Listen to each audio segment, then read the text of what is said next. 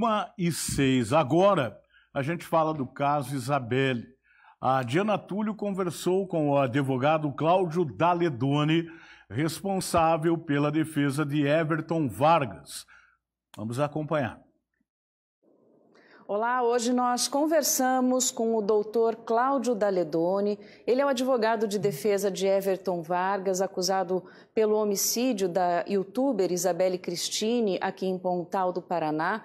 E ele vem dar a versão, da defesa dos fatos, do dia do ocorrido, também falar um pouquinho sobre esse adiamento do Tribunal do Júri. Então vamos conversar com o doutor Daledoni. Doutor, inicialmente, muito obrigada, por disponibilizar desse tempo aí, por a gente poder ter essa conversa para mostrar o lado de vocês a respeito dessa situação, o lado da defesa a respeito da situação aí ocorrida em Pontal do Paraná.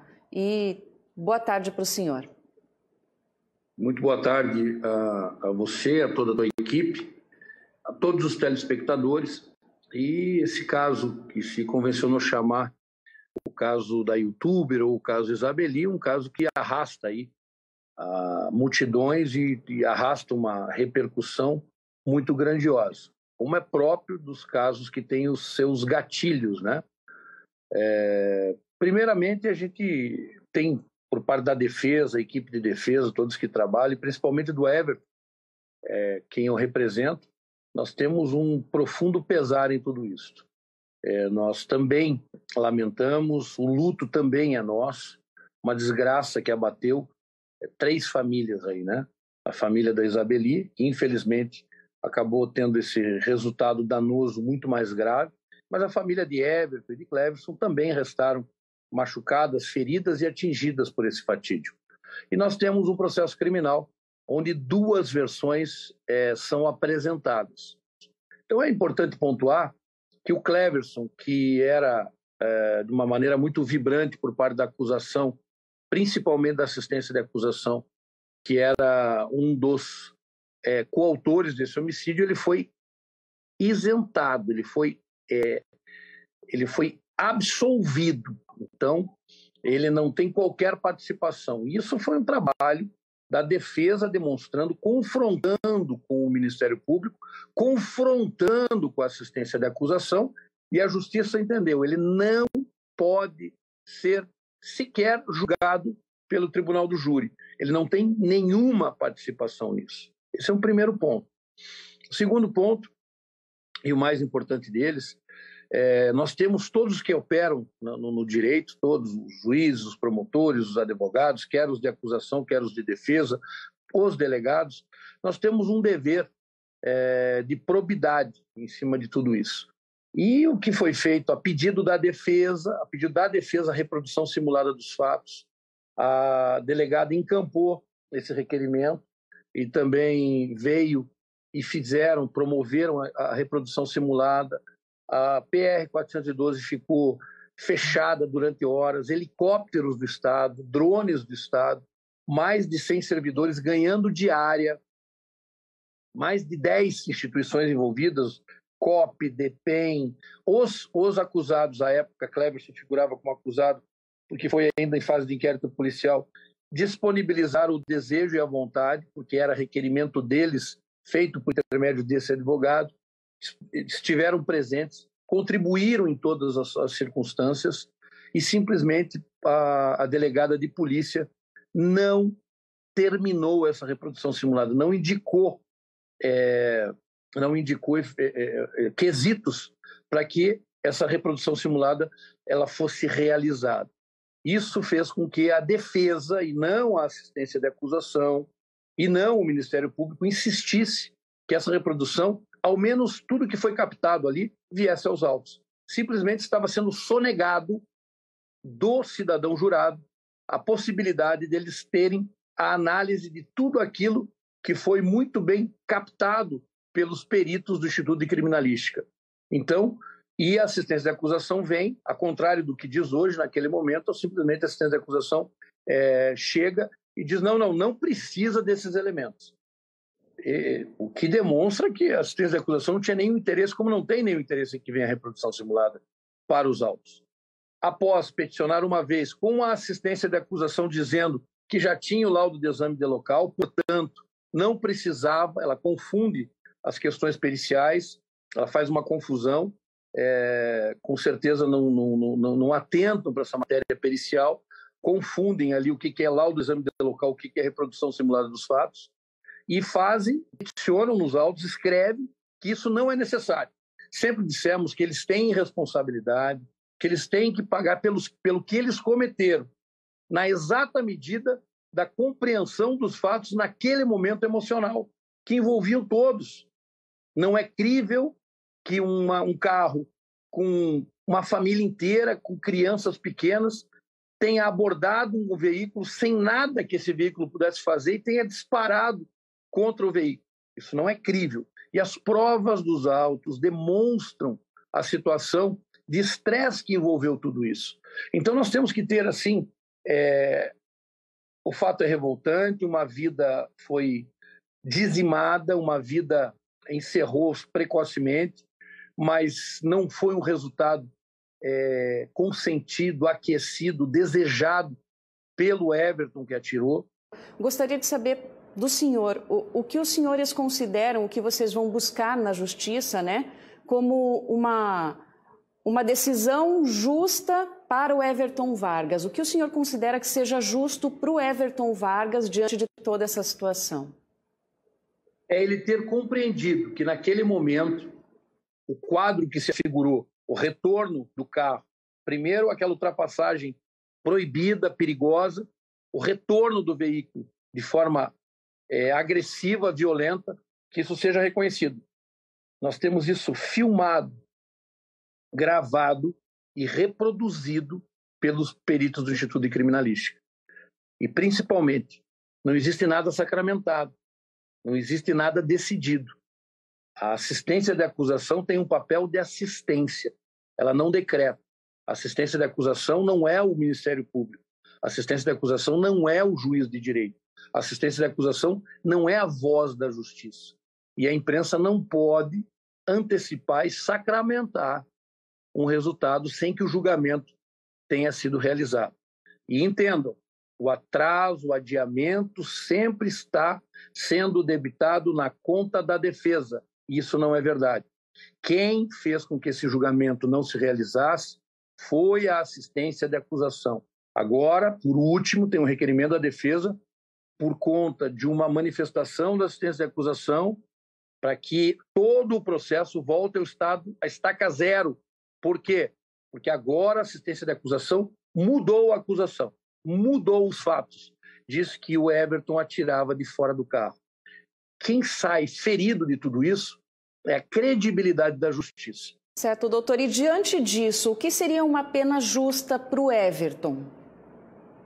O reconhecimento desse estado de ânimo deles. E isso é um julgamento justo.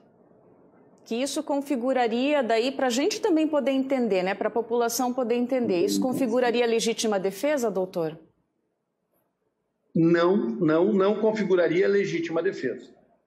Legítima defesa própria. Não configura legítima defesa própria. E em que crime daí se enquadraria o Everton nessa situação, doutor? É uma seara um pouco complicada de eu tentar explicar para você agora, até porque você vai editar, você vai cortar, você não vai deixar que isso flua. O que a defesa postula, o que a defesa coloca, o que a defesa tem em mãos para provar em plenário para o cidadão jurado que vai julgar é que a manobra proibida e violenta de Herbert naquele palio, aquele retorno brusco, violento, fez gerar naquela família, dentro do veículo, um estresse emocional muito grande, eles entendendo que eles estavam em risco, que eles estavam em perigo, que eles corriam risco de vida. Tá certo, doutor. Agradeço. O senhor quer colocar mais algo, falar algo a mais aqui nesse espaço? Pontuar que, nesse momento, a defesa lamenta que o júri não tenha sido realizado e não foi porque a assistência de acusação manobrou para que esse júri não saísse, até para conseguir juntar peças e mais elementos, porque ela perdeu o prazo e ela não conseguiu juntar peças, isso está escrito pela magistrada, dizendo que ela juntou peças fora do prazo. A assistência da acusação tem usado de manobras desleais e mentirosas dentro do processo para fazer com que a população tenha uma falsa impressão do que aconteceu. A assistência da acusação mudou a acusação, e isso vai ter efeitos jurídicos, mudou. Antes era dentro do carro, e agora, com a verdade se aproximando e o julgamento se aproximando, porque lá não tem corte nem edição, é ao vivo e a cores para o cidadão jurado, eles colocam esse factoide que ele teria tirado fora do veículo. Tá certo, doutor. Agradeço a entrevista, obrigada por ter cedido seu tempo aí, até de próprio interesse de vocês, né? Mas agradeço mais uma vez o senhor ter dado a entrevista. Nós conversamos então com o advogado Cláudio Daledoni, ele que é advogado de defesa do Everton Vargas, né? O acusado do assassinato da youtuber Isabelle Cristine. Muito bem, tá aí então a reivindicação do advogado Cláudio Daledoni, que eu sempre falei aqui nesse programa, que, na minha opinião, é tido como um dos melhores advogados criminalistas do Brasil, junto com o Dr. René Dotti, recentemente falecido, na mesma prateleira do Dr. Elias Matara Sade, são feras da advocacia criminalística, né? Isso não tem menor dúvida. Com relação ao que o senhor falou ali, doutor, editar, tal. Não, tanto que tudo que o senhor falou, inclusive que a gente ia editar a sua entrevista, foi para o ar. Agora, a gente não pode colocar uma entrevista de 35 minutos no ar. Não tem tempo hábil, até porque a gente tem outras notícias importantes aqui ao longo do programa. A gente colocou no ar o máximo possível que tínhamos condições, ouvir o seu lado, a sua defesa. E quero dizer uma coisa que talvez não represente o pensamento da televisão. O senhor entrou em contato comigo, eu lhe respondi, conversamos um pouco e o senhor me pediu, não chame mais o meu cliente de vagabundo, o Everton, né? E eu quero dizer ao senhor assim, eu até lhe peço desculpa por isso. Talvez eu tenha me excedido e pelo calor de tudo que aconteceu, talvez também pelo fato de eu ter uma filha da mesma idade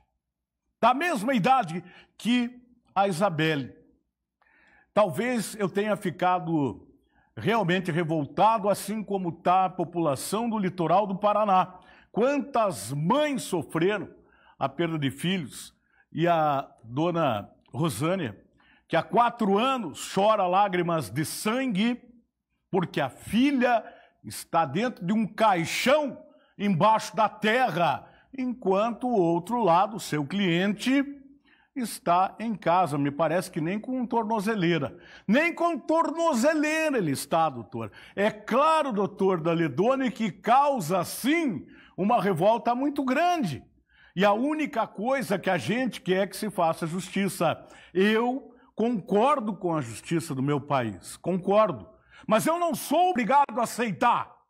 Não sou obrigado. Como pai, como cidadão, eu não sou obrigado a aceitar que o cidadão Everton esteja em casa de boa, aguardando o julgamento, sem nem sequer uma tornozeleira, enquanto o outro lado, a mãe, o pai, o irmão, choram lágrimas de sangue há 4 anos, porque a filha está enterrada, está morta, está sepultada. Isso sim é que causa revolta. Agora, com relação ao resultado do julgamento, doutor Cláudio Daledoni, que tem o maior respeito pelo senhor, vamos aguardar a decisão da justiça.